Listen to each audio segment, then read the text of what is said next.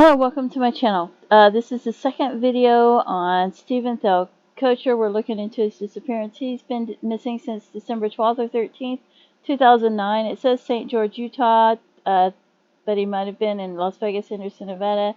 30 years old, 5'10", 180 pounds, blonde hair, blue eyes. It says he was working in St. George, Utah, but his vehicle was located abandoned in Henderson, Nevada. And I've looked at a lot of people who went missing from Utah, and then their vehicles were found in Nevada, but he spoke to somebody allegedly on the phone and said he was in Nevada before he went missing. And here's the Charlie Project, and I'm not sure how accurate or true it is, but I enjoy reading it. I think it's very informative. He was born November 1st, 1979, 30 years old, 5'10" to 5'11", 180 pounds. May have been wearing a hooded sweatshirt, a white dress shirt, blue jeans or Docker pants, and white sneakers. He had a white 2003 Chevy Cavalier, which was accounted for. A surgical scar behind each ear and a series of birthmarks on his abdomen, forming the shape similar to a Nike swoosh. Several images. If you have any information, whether it's hearsay, whether you're not sure if it's relevant, whether you heard it from a friend who was talking, heard it in jail, somebody told you, they tried to take the information back, or you saw him, you knew him, you didn't feel the information was important, now you're not sure. Any information you have, please contact authorities. Let them decide what's relevant and what's not. He was last seen leaving his residence in St. George, Utah, December 12, 2009. Following day, he spoke to two friends on his cell phone, said he was in Las Vegas, Nevada. He offered to turn around to cover a church meeting for one of his friends, but his friend said not to bother. He's never been heard from again. December 14th, his white Chevy Cavalier was found abandoned in a cul-de-sac on the 2600 block of Savannah Springs Road, upscale residential neighborhood, Henderson, Nevada.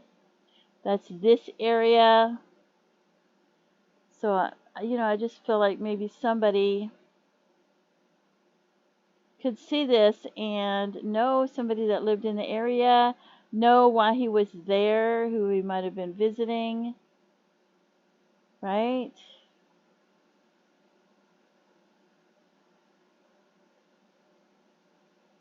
Okay, so there his vehicle is parked there. And okay, a video surveillance camera in the area showed him parking the car and leaving it there December 13th. He walked down the sidewalk, crossed the street, and walked out of the frame. He was alone and didn't appear to be disoriented. It appeared as if he had a destination in mind and had parked in that location for a reason. He had a shaving kit, coats, pillows, blankets were inside the vehicle, as well as Christmas gifts he had purchased a few days before. His cell phone, wallet, driver's license were missing. He had a laptop computer, a cell phone charger. They were both left at home. The chargers were. His car had a half a tank of gas when he left. Almost 5 hours after he left his car, his cell phone signal was picked up at a tower several miles away, Arroyo Grande Boulevard and American Pacific Drive,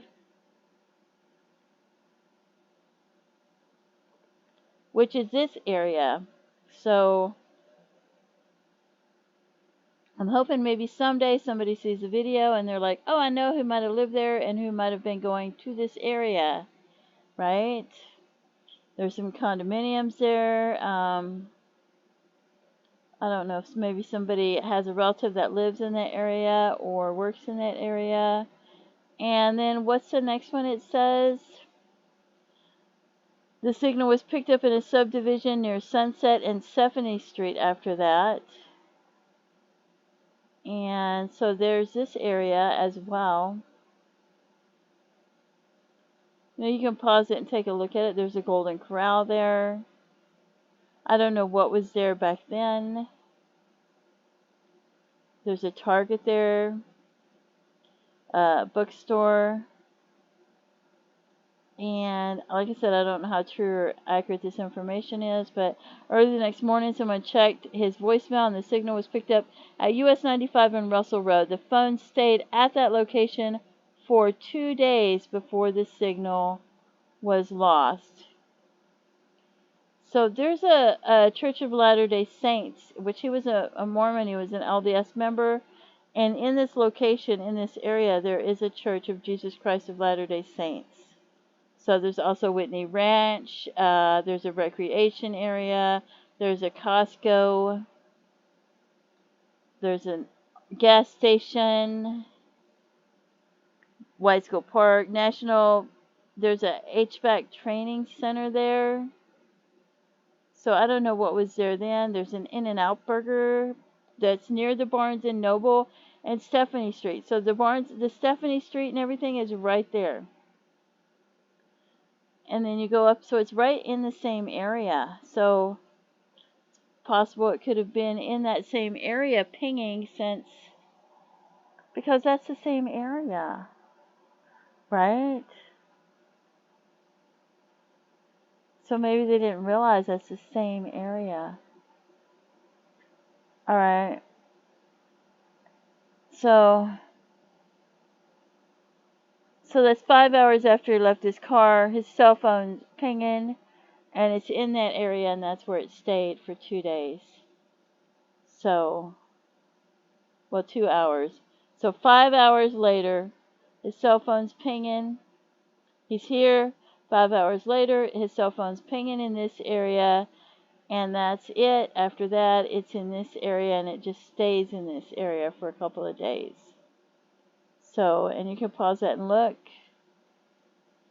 But before that, this is the last place. There's a car wash, or no, that's a Pittman wash trail. I don't know what was in that area at that time in 2009. So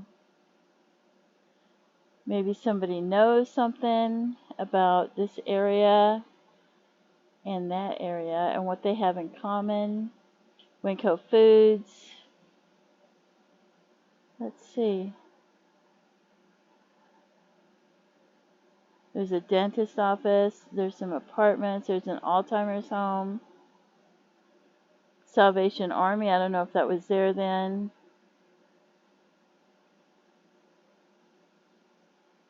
So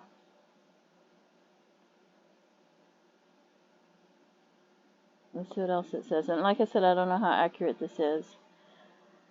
It's unclear why he traveled to Nevada. He was originally from Amarillo, Texas, graduated from Amarillo High School in 1998, went on to graduate from the University of Utah.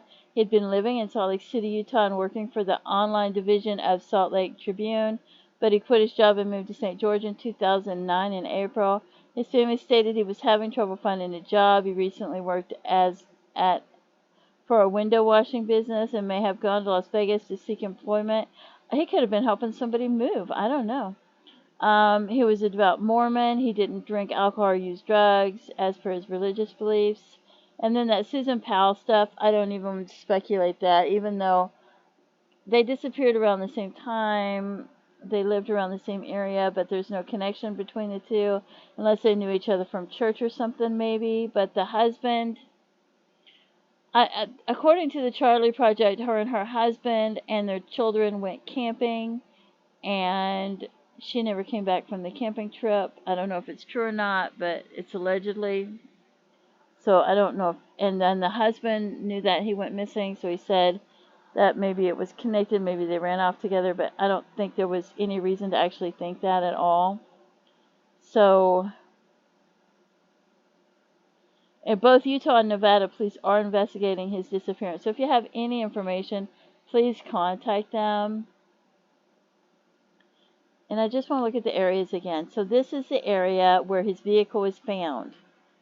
And then he walked down the street. Does he cross the street this way? Or did he go this way and cross the street this way? Because he could have been going either direction to park his car there, right?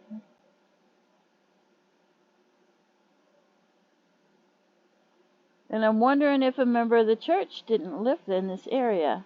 That's what I would think. I would think a member of the church lived in this area, right?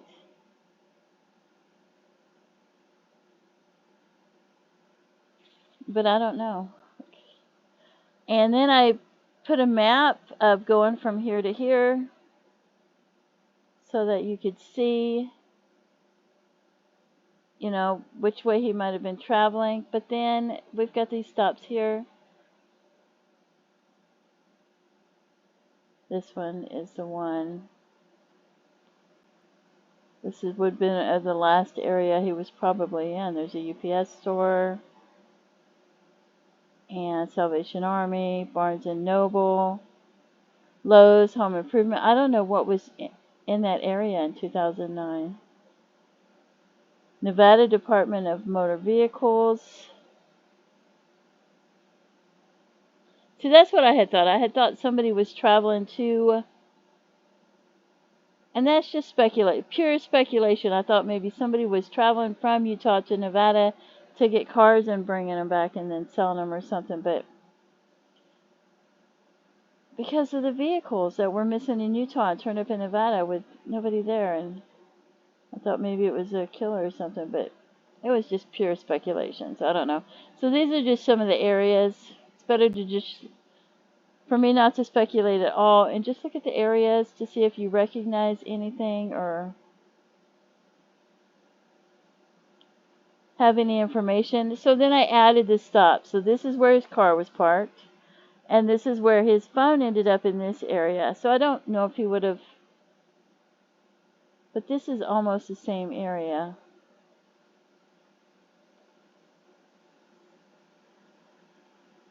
So that's where his phone was left. And then there's these woods back here, this National Conservation Area, Black Mountain Wilderness, and this is where he parked his vehicle, in this area, right? So I don't know if something could have happened to him there, right? Because that's where his vehicle's left.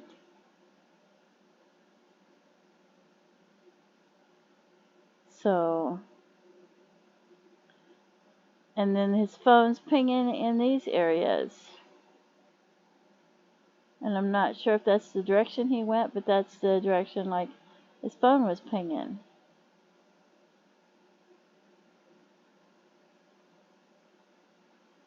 So I don't know if his phone was just pinging last in this area, and then somebody got on the freeway, and then I don't know where they would be going from the freeway, if they would be going back to Utah from there.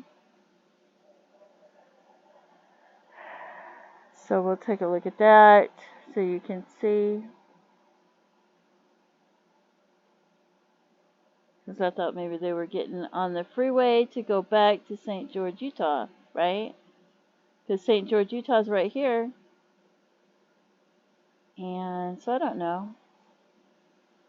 That's just more speculation. There's a Lake Mead right there too. So I just thought maybe, I don't know. I was just hoping somebody would see that and maybe realize. And here's some John Does. There's a John Doe found in Good Springs, Nevada, March 13th, 2011. And we'll pull up some images that they have. But 5'6" to 6'1". Skeletal remains were found in a desert area by a land surveyor of Highway 161.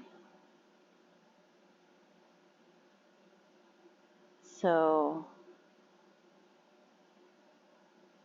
Clark County, Nevada.